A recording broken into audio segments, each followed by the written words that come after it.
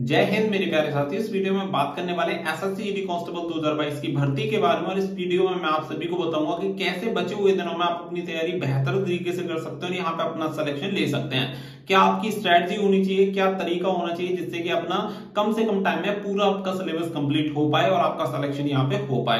तो मैंने बहुत सारे एग्जाम यहाँ पे दिए और जब बहुत ज्यादा तैयारी की तो मुझे वहां पे फेलियर मिला, लेकिन जब मैंने अपने सही तरीके से तैयारी की तो आप सभी को पता ही है कि मेरी गवर्नमेंट जॉब है।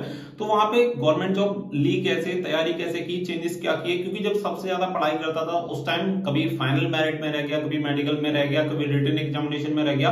कम से कम मुझे लगभग आप मानिएगा कि 10 एग्जाम ऐसे होंगे जिनमें मैं फाइनल मेरिट में रहूं। तो बहुत सारी चीजें थी जहां मैंने गलतियां की, उन गलतियों में कैसे सुधार किया जिससे कि कम टाइम में मेरा एग्जाम निकल गया। जब मतलब टॉप लेवल की तैयारी कर रहा था तब एग्जाम नहीं निकल रहा था, लेकिन कम तैयारी में मेरा एग्जाम निकल गया था।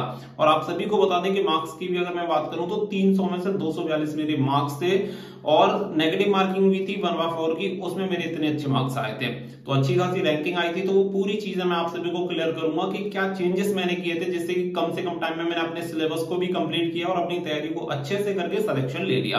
तो देखिए, कुछ चीजें होती हैं जिन पर हमें काम करना होता है। बहुत सारे लोग क्या है कि बहुत ज्यादा पढ़ते हैं और ज्यादा पढ़ने से जरूरी नहीं है कि आपका सिलेक्शन हो जाए, लेकिन अगर आप क्वालिटी कंटेंट पढ़ते हैं तो डेफिनेटली आपको उसका बेनिफिट मिलता है। वो क्वालिटी कंटेंट होता क्या है, कैसे आपको अपनी तैयारी करनी है, वो मैं आपको बता देता हूं। साथ ही में अगर आप एसएसजीडी कांस्टेबल की तैयारी कर रहे हैं और बुक लेना चाहते हैं तो यहाँ पे आपको बेस्ट बुक मिल जाती है चक्षु पब्लिकेशन का, जिसका लिंक मैंने वीडियो के डिस्क्रिप्शन में दे दिया है। ये बुक आपको ऑफलाइन ऑनलाइन दोनों तरीके से मिल जाती है, लेटेस्ट एग्जाम पैटर्न पे आधारित है, जिससे आप अपनी तैयारी काफी बेहतर तरीके से कर सकते हैं। साथ ही में इसके practice set and solve paper भी आप सभी को मिल जाते हैं, जिससे अपनी तैयारी को और भी ज्यादा आप इंप्रूव कर सकते हैं। लिंक वीडियो के डिस्क्रिप्शन में दिया गया है, जो कि आपको प्रैक्टिस में हेल्प करेगा, तो जाके आप ऑर्डर कर सकते हैं। तो देखिए, जब किसी एग्जाम के लिए आपके पास टाइम होता है कि भाई 1 साल बाद आपके एग्जाम होना है, तो क्या है कि आप आराम से पढ़ो, किसी भी तरीके से पढ़ो, काम चल जाता है। लेकिन जब कम टाइम होता है और हमें कम से कम टाइम में ज्यादा से ज्यादा तैयारी करनी होती है, तो उसके लिए अलग से सारी तैयारी करनी पड़ती है।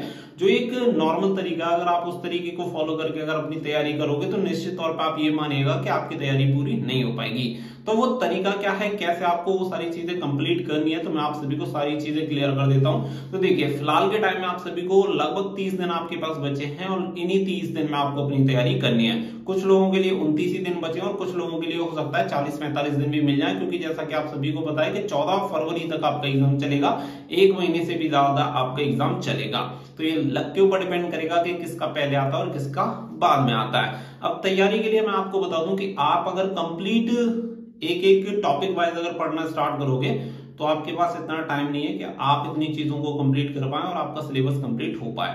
सबसे one of the best option आपके पास बचा है, वो बचा है प्रैक्टिस। अब प्रैक्टिस कैसे करनी है जिससे कि अच्छे से तैयारी हो पाए, तो देखिए मैं आप सभी को क्लियर कर दूं कि आपके पास जो भी मॉक टेस्ट है, जो भी या आपने जो भी प्रैक्टिस सेट खरीद रखे, कुछ भी आपने खरीद रखा हो, वो आपके सबसे ज्यादा काम आएंगे।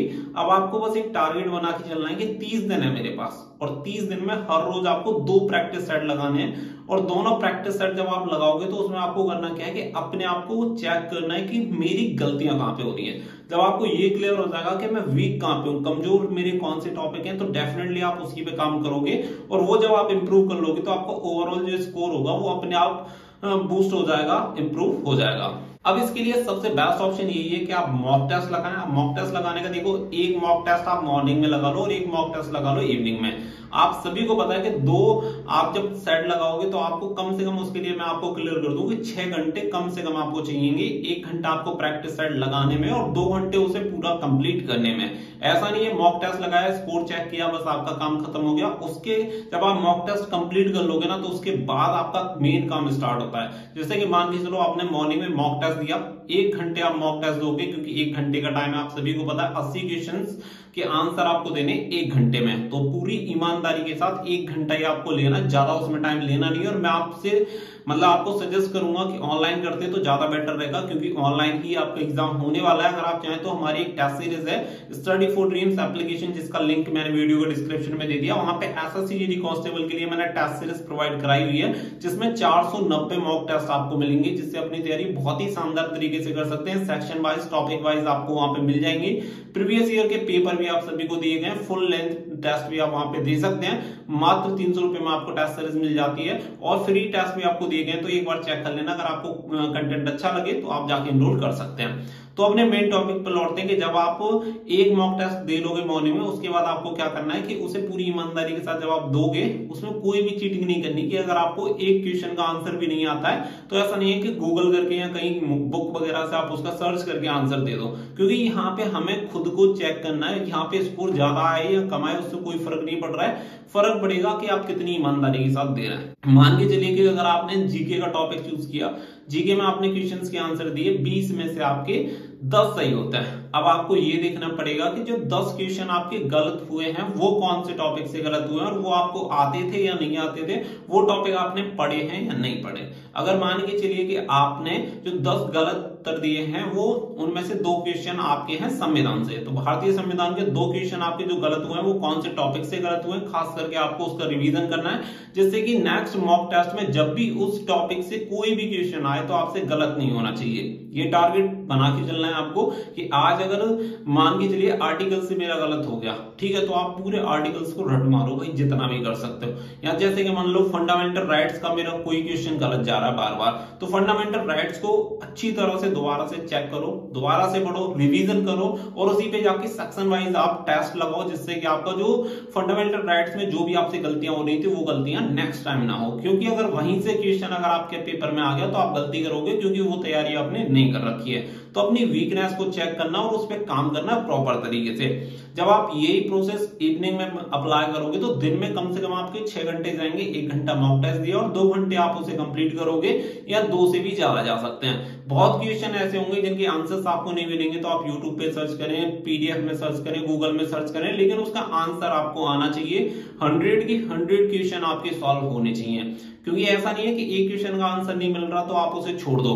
जिस टाइप का क्वेश्चन आपने छोड़ा अगर वही एग्जाम में आ गया तो आपको सबसे ज्यादा रिग्रेट फील होगा कि भाई अगर मैं इसका आंसर तब देख लेता तो 1 नंबर मेरा सीधा सीधा 2 नंबर सीधे सीधे हो जाते। तो वो सारी चीजें पे हमें काम करना है जहां पे भी हम वीक हो सकते हैं। तो ये चीजें मैं आप सभी को इसलिए क्लियर कर रहा हूं कि बहुत बार ऐसा होता है कि बहुत सारे क्वेश्चन के आंसर हमें आते हैं लेकिन फिर भी हमसे गलत हो जाते हैं। वो क्या होता है? Lack of practice. जब हम कम प्रैक्टिस करते हैं, प्रैक्टिस की कमी होती है, इसी की वजह से वो हमसे गलतियां होती हैं, क्योंकि हमने उसके लिए प्रैक्टिस की नहीं है, तो वहां पे जाके आपसे गलतियां होंगी। तो वो गलतियां हमें नहीं दोहरानी। और जैसा कि मैंने आप सभी को कहा कि ऑनलाइन टेस्ट होना है तो ऑनलाइन प्रैक्टिस भी जरूरी है आप सभी के लिए। जब आप ऑनलाइन पे प्रैक्टिस कर लोगे तो आपकी स्पीड मैटर करेगी, क्योंकि आपको 60 मिनट में 80 क्वेश्चंस के आंसर देना है। अब जिसकी स्पीड अच्छी होगी डेफिनेटली वो स्कोर भी अच्छा करेगा।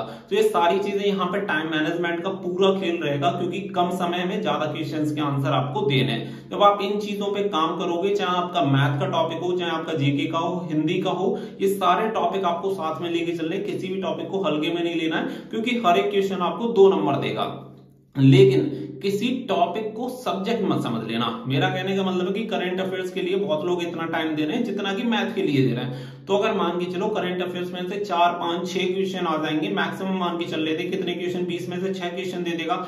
लेकिन अगर आपने इतना ही टाइम अगर मैथ पे लगा दिया तो आप 20 में से 20 भी सही करके आ सकते हो। सेम यही स्थिति रहेगी आपकी रीजनिंग में और सेम यही रहेगी हिंदी में, क्योंकि 3 जो सब्जेक्ट में आपके सबसे ज्यादा स्कोरिंग रहेंगे। इस चीज को याद रखना, चाहे आपका मैथ हो गया, रीजनिंग हो गया, हिंदी हो गया, इन तीनों में आप 20 में से 20 लेके आ सकते हैं। और बाकी का आप जीके में कितनी भी तैयारी करोगे 20 में से 20 आप नहीं लेके आ पाओगे। आप सभी को पता है कितना बड़ा टॉपिक है, इतना बड़ा सब्जेक्ट है कि कहां से कितना पढ़ लो और कहां से कोई क्वेश्चन पूछेगा किसी को नहीं पता। इसलिए जो अपना मेन फोकस रखना है तीनों सब्जेक्ट पे रखना है, लेकिन जीके की तैयारी अच्छे तरीके से करनी है, क्योंकि वीक आपको नहीं रहना है, क्योंकि वहां जो ज्यादा स्कोर करेगा वो आपका सिलेक्शन दिलवाएगा। समझ रहे हो मेरी बात? जैसे कि मान के चलो जो सब्जेक्ट सब अच्छे कर सकते हैं वो तो करेंगे, लेकिन जो हर कोई नहीं कर सकता हमें उस पर भी कमांड करके चलनी है, ताकि हमारी कोई भी चीज वीक ना रहे और हमारा सिलेक्शन यहाँ पे हो पाए।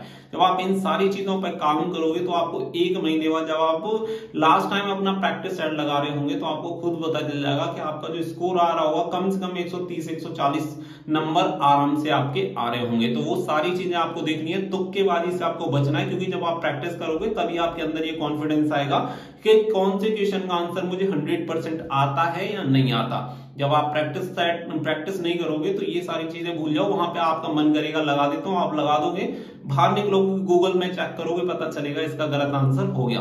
तो ये सारी गलतियां नहीं करनी है, क्योंकि इससे हमारा कहीं ना कहीं लॉस होगा और हमें अपने लॉस से ही बचना है। कुल मिलाकर टोटल हमें ये देखना है कि किस तरीके से हमारा सिलेक्शन हो सकता है। उन बेसिक चीजों पे हमें काम करना है, डेफिनेटली आपका सिलेक्शन यहाँ पे निकल जाएगा।